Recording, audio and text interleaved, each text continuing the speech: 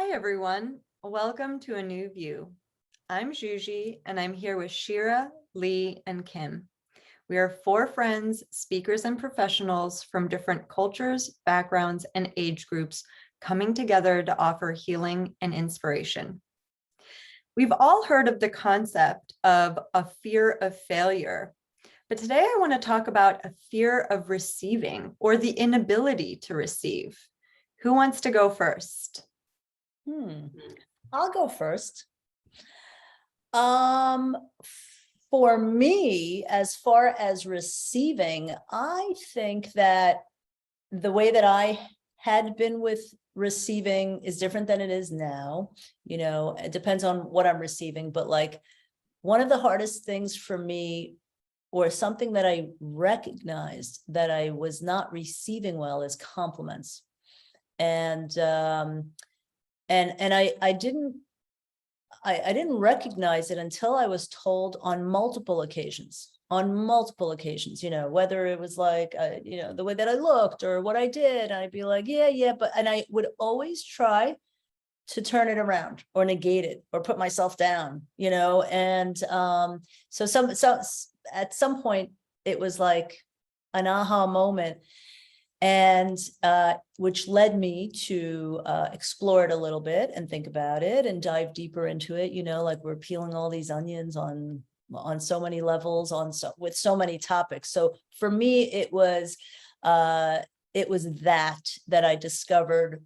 I'm sure there's other things I was not receiving or still don't, but for compliments, I remember always like stopping myself after that and saying, it's okay to receive it. And you know what else also, I think for the person that's giving it, it is so much more satisfying when you give a compliment and someone just accepts it.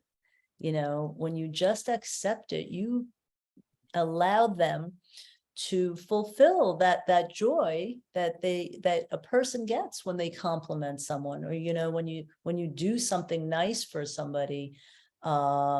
It's very satisfying, and we kind of like can close that gap with a 360 by allowing it and receiving it and being okay with it. So Lee, why do you think you weren't able to receive compliments? Probably, oh gosh, so that could go pretty deep. I think probably I didn't feel worthy on some level, probably some unconscious level, because I if I received a compliment, let's say about my looks at a certain point, like, and often I did feel good about myself and the way I look, but I would almost reverse that compliment because I was more comfortable being small. I just realized it's that concept, that I wanted to dim my shine, and we've talked about that before. So I think for me, it was more like, it was like boasting. If I accepted a nice compliment, it was almost like I felt like I was boasting, and you shouldn't do that. Play it small so everybody else feels better around you, which is really untrue. But these days, no, I'm proud when I can receive something. I'm a much better receiver these days, of compliments, of favors, whatever, because I think especially because I know that I'm also a big giver. It's easy for me to give. I think it's And you easy have for many of us. awareness. And I have awareness, our favorite word. Well, it's funny how quotes, I love quotes, as you all know, but it's funny how quotes are there because they resonate with people. And one of the ones that we all know about is, "'Tis better to give than to receive." And it's like, but is it? So I sort of questioned that.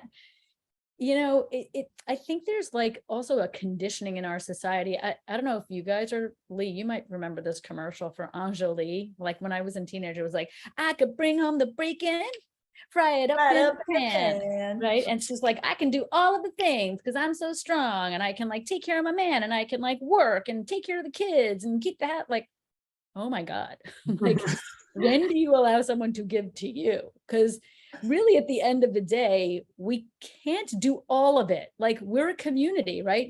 Who said, was it Hillary? It takes a village. I think that was Hillary Clinton. I don't remember, but it takes a village. And, you know, the interesting part of it is that we love to give, right?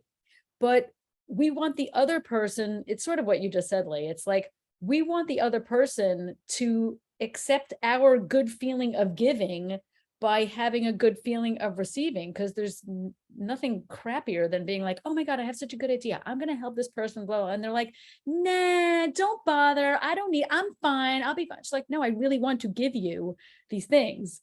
So it's just, and I too have also learned to receive.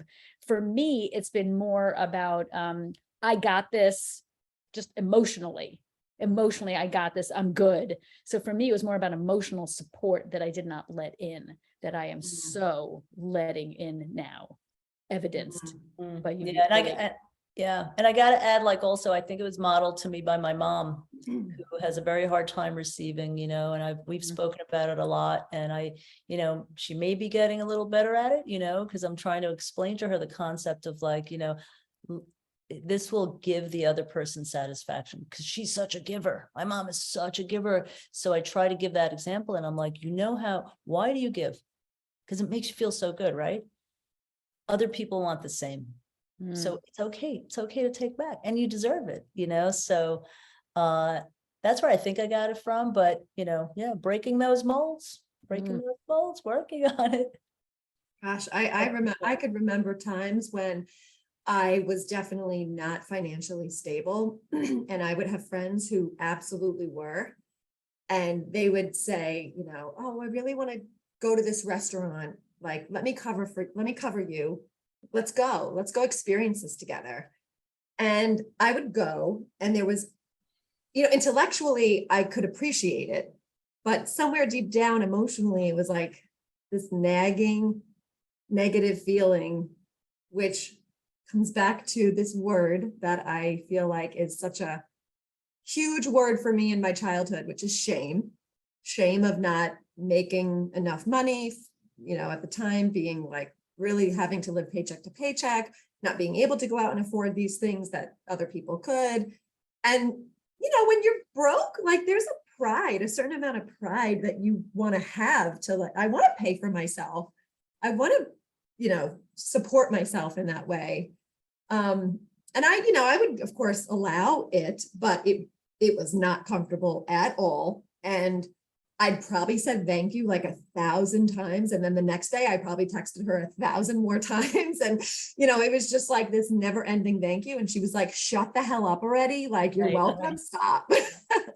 But I noticed this thing with money in my family.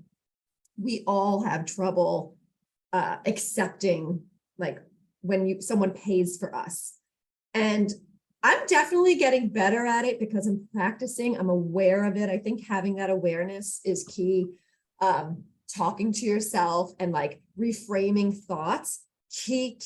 You know, if you go into something with this uncomfortable thought, you know, then it's only going to be uncomfortable. But if you sort of reposition it, you know, if someone does want to pay for you for something, and you're just like, oh God, you know, they're going to want to pay for me, and I kind of need them to pay for me, but it's just, ugh. But if you go into it like, you know, it's really nice of this friend to cover for me tonight so I can have this experience with her, you know? So it's just, I've had to really shift how I look at those situations. And I've seen it in my family where they haven't done that work.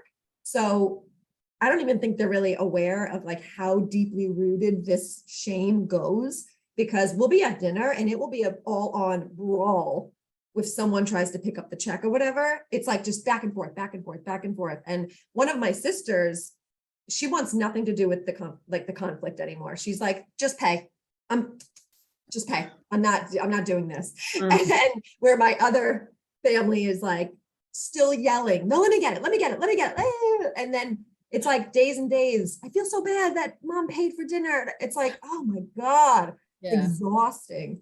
And it all stems from shame. It does. It's like, we just need to reframe our thoughts, be grateful, and really dig down deep as to like, where does that shame come from? Why are we so embarrassed? Like, where is that from? What is happening? You know, just ask the questions to yourself, figure it out, you know?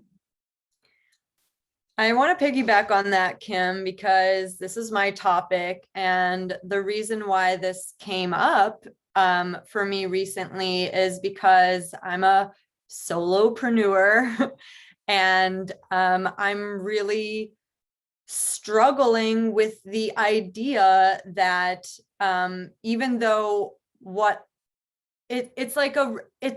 it's two conflicting ideas that are like having a war inside of me. And on the one hand, I feel like what I offer people is incredible. I stand behind my work. I have seen it create miracles in people's lives. I am good at what I do. Like, I didn't start doing this until I felt confident enough in that.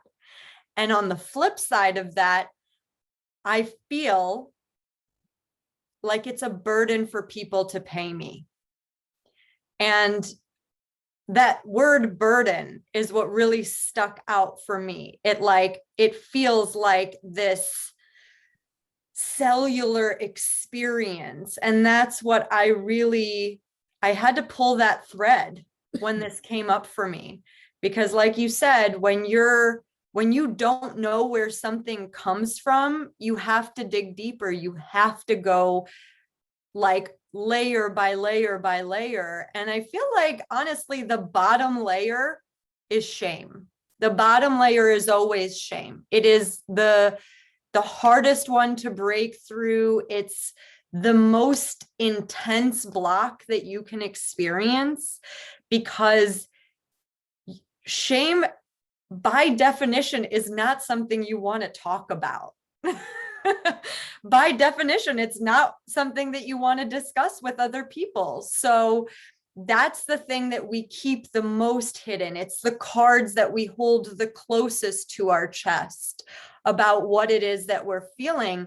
And I started to realize that growing up in a household where there was confusion around finances, and it was unclear to me what was really going on, because I was getting mixed messages about it, and like also constantly comparing myself to the people I was going to school with. I started to see my desire for things as a burden. I started to see the things that I wanted that I couldn't have as like being burdensome on other people. It is a burden on someone else that I simply exist. And that's like an existential shame that I'm like, I'm getting a little misty, because I'm like, how do you unlearn that? How do you unlearn that like just your existence is somehow wrong, that it's somehow a problem for someone else? Like, that to me is the foundation of not being able to receive, whether it's money, whether it's love, whether it's support and help, whether it's a compliment, like, oh, my beauty is somehow impeding on somebody else. My love is somehow impeding on somebody else's joy. My problem is somehow somebody else's problem. Like, that is the foundation of a disconnect between you and what you desire in this world. And do I have a solution for this? I wish I did. You know, when we decided that we were going to do this topic, Kim even asked me, she's like, are you ready to have this conversation? And I was like, well, I don't want everybody watching this to feel like we have everything figured out. So yeah, I want to be ready for this conversation, even if I don't have like a beautiful bow to wrap this up with, like, and this is the solution, you know, because sometimes your awareness is wonderful in the sense that you at least know what you're looking at, but it doesn't mean that you're able to like move past it yet necessarily. And that's something that I have to admit I'm still working through, and I'm still it doesn't hurt as much today as it did 2 weeks ago or 3 months ago, or God, honestly, like my whole life. But this awareness, like coming to the surface recently, it's like, whew, like that's something heavy. I know I've been carrying, and it feels like it's like right in here. It like made a little nest right in here, and it's like trying to get out. And sometimes when I'm like working through it, it's like trying to break out of this space that it's created, but it's like it like dug its claws in, and it does not want to go. So I just want to share that I feel like there are certain modalities that have really been helping to sort of break up the density of what is like living rent free inside my body. And I'm so happy for the awareness, even if it's still like, it's a doozy. Well, God, Juji, thank you for sharing that. I know that wasn't something that was easy to discuss. And you said something like, we don't have it all figured out. And I just want to remind any of our listeners at any time with any episode that we don't have any of this shit figured out. We're figuring it out. We're on our journeys. None of these topics by any means are something that we have mastered. So, just know that. Yeah, again, just thanks for sharing that, Juge. Oh, but I also, a question came up when you mentioned the core of it, where like you feel like you may be a burden just by existing. Do you know when that started? And you don't need to share that if it was a specific experience, but like, where do you think that stemmed from? Well, I feel like it's compounded by a lot of different things that happen, but I feel like I can trace it back to around like 12 or 13, when, I mean, adolescence is already tough enough. But I had moved here from another country. So I was, and like, here's the thing about moving here from Hungary, like a lot of people come to this country because they perceive that this is a better life, right? But like in Hungary, we had a nice big house. In Hungary, I was the cool kid from America. In Hungary, I got to have a lot of friends and have a lot of freedom, and I never felt like I wanted for anything. And as soon as we came to this country, it was like, okay, well, now I live in the smallest apartment out of all of my friends. And I'm constantly struggling to keep up with other people because, their parents know how this goes. Like they understand the PTA and what cupcakes are. Like if your parents don't know what cupcakes are, like what chance do you have as a fucking 10-year-old to like fit in? Okay, like it's just like forget the cupcakes. They couldn't even speak English. I went through the same thing. So my parents did speak English, but obviously they had an accent. Obviously, I was trying to sort of like find my place and figure it out while my parents were also trying to figure their marriage out, which was like a little touch and go, it was touch and go for a long time, and I also just feel like, I had never had a problem making a friend. That was never an issue for me. I was outgoing. I was spontaneous. I was loving. I was caring. And like to have that wall go up, and it was like such a superficial wall. And it was something that I felt like I could never break through because of my status.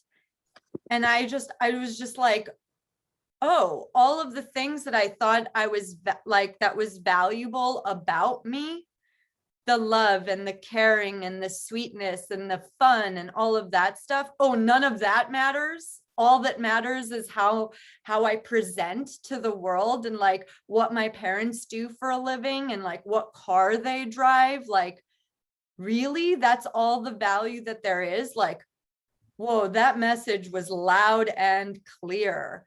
And that in and of itself was like detrimental to me. Now I have learned to love those things about myself again and see that my value is beyond, you know, like the superficial financial things. But because I was constantly also given the message, like, we don't have that, you can't have that, don't want that. Why do you want that? You know, it's like, we brought you to America.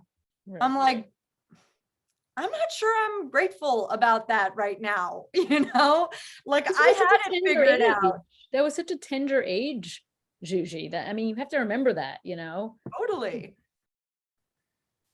Land of opportunity, girl, land of opportunity. But maybe not for us at the time, right? Well, when we were pulled away from the world that we knew and loved. Yeah, that was a trauma. All right, anyway, that's a whole nother topic. Juji, love and appreciate your vulnerability. I just would love for you to walk us and anyone listening through, like, what are you doing to peel back the layers and help you heal right now? To help you receive. Yeah.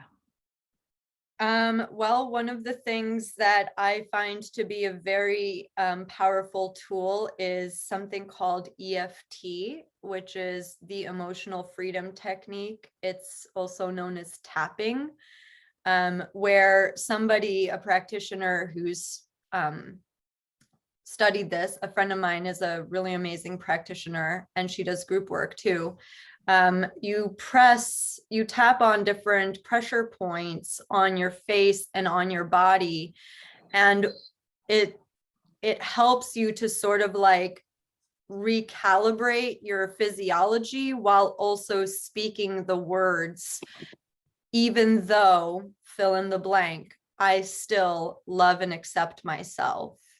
Even though I still have a problem receiving, I still can love and respect myself. And, you know, sometimes it really just takes like your psyche to catch up with your brain, you know, because it's so ingrained, because it's so stuck in there, to literally tap it out of your body, you know, and there's like all these pressure points, which I absolutely love. I also have been going to a lot of sound baths. I feel like there was big movement the last time I went. I had this like huge pain in my hip as I was laying there, and the practitioner came and like did some frequency healing around my body, and the pain just like, it like poof, like left. And I just want to express that, like, yes, these things can get stuck in you in a cellular way, and breath work and tapping and all of these physical modalities are so helpful in clearing out the stuff that, like, it's below the surface, and it's below the surface for a reason. So even if you don't have access mentally to all of the different moving parts of the conditioning that you took on, you took it on. Your mind decided that this is what it meant about you, and you told yourself that so many times that your body believed it.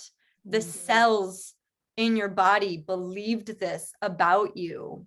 And to let that go sometimes requires a lot of tears, because we hold memory and the water in our bodies, and tears and sweating and whatever else. Sorry? Tears and years sometimes. Yes, many years. absolutely. But that's what I'm saying is like, it takes time, right? Like there's no overnight fix. Like you can't just go to one thing and be like, All better, I'm good, all better now. Yeah. but we're working on that. We're working on Absolutely. making it that quick. Well, and the Oh, more go that ahead. you do work on it, I feel like the more that you can like speed it up to some degree. Yeah. Sometimes it's hard watching a friend go through something like this because you want something to lift for them. You want this person, a friend, family member, whoever, you want to see them feeling better. And Juji, I mean, that's what I've been feeling for you, you know, and I know it's all in your own time. And when you left me a message the other day and you're like, something is lifted, not, I'm good now. Something has lifted. Even just hearing you say that is like just, you can breathe a little easier today. And like you said, like time really does heal, and all the things you're doing, I'm just so happy that you named a few, because people watching may not even ever have heard of either of those things. And now they have 2 new tools in their toolbox to potentially try for their own healing, you know? I would actually love to have my friend Varushka on the show who does tapping. Maybe she could do a demo for us because That would be amazing. powerful. Yes. Totally. Yes. Oh. Aw. All right, guys, I think this is a good place Before to we wrap. I just have to give Kim a compliment because I keep staring. This is just so sidebar from the topic that we're doing, but I keep staring at your top, and that color is so spectacular on you. I can't even begin to tell you. It just looks amazing. And now we can. Can you receive that compliment? And I'm going to receive that compliment with the utmost appreciation. Thank you, thank you, thank you. Love it. Well, thank all of you for being here. I think this is a good time to wrap it up. If you've enjoyed our conversation, please subscribe to our channel and be sure to let us know if you have any topic requests or questions by commenting below. We'll see you soon. Thank you for watching. Stay safe, everyone. Bye.